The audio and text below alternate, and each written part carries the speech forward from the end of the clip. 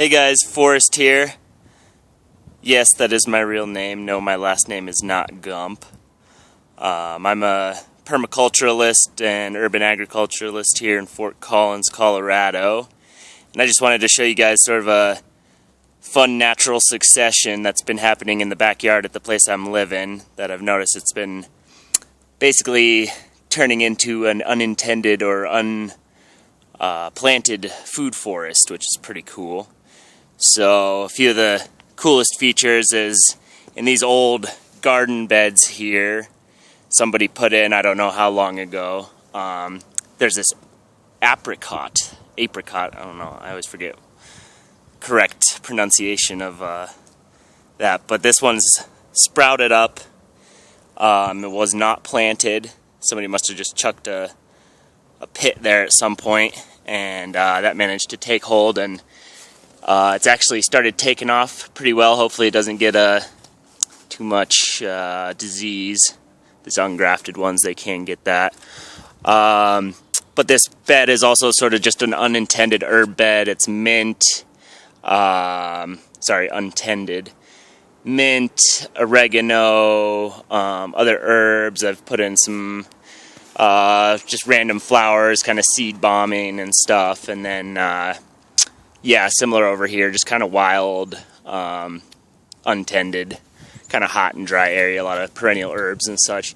Over here, one of the coolest things that's coming up lately has been these Nanking cherries. If you don't know about those, they're one thing you should really check out for a temperate climate perennial food garden. I'll try to find one here.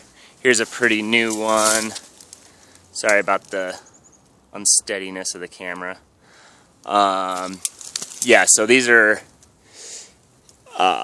they grow up to about 9-10 feet in height, and I've seen bushes produce upwards of 10 pounds. Here's another one. Really cool, sweet, delicious little cherries, sweeter than a Montmorency. And those have just started coming up all through here, just randomly. Here's another one that's getting pretty big. That one grew a lot over this last summer. Wish I would have done this over the summer, but I figured now's a good time to get started. This being my first sort of tour video. I want to start doing a lot more of these. But anyway, here we have more edible wild fruits. This is a native. These are all choke cherries. So there's about 40 or 50, I'd say, choke cherry plants coming up through here that I imagine were unplanted, pretty much just kind of came up between the two fences where there's no mowing, or it doesn't ever get tended. And then the two neighbors have an apple tree each in their backyard, so that's pretty cool. We got a lot of those over the fall. Coming over here, we got more choke cherries. We have a big tall sumac here. That's the big trunk you can see, sort of central. And this one's kind of, I don't know if it just needs more water or what. It didn't do too well. I'm afraid it's going to croak over this winter. Like I said, this is really pretty much completely untended, this whole area, this strip back here. But we do get a lot of nice firewood. We can trim out these pine trees here. I think I'm going to go in and do that here pretty soon. Try to stack up some more firewood and open it up so we can do more planting. Because over here we have the vegetable patch. Pretty small. I'd like to expand it out into the yard here a little bit as well, if I could. But I don't know how long I'll be here and how much effort and investment. And then way back there we have a compost heap. Kind of need to rebuild that and get a nice hot compost going when springtime rolls around. Chicken coop back here. Unfortunately, we had a fox or raccoon break in a couple months ago and got all our chickens. So we're hoping to get some some new ones here, maybe just early spring or so, and you know, just find some to adopt or so. Here's a pretty cool thing. I don't know if one of my friends who's lived here in the past planted these, but they're Jerusalem artichokes, and then right next to them are what is it? Horseradish.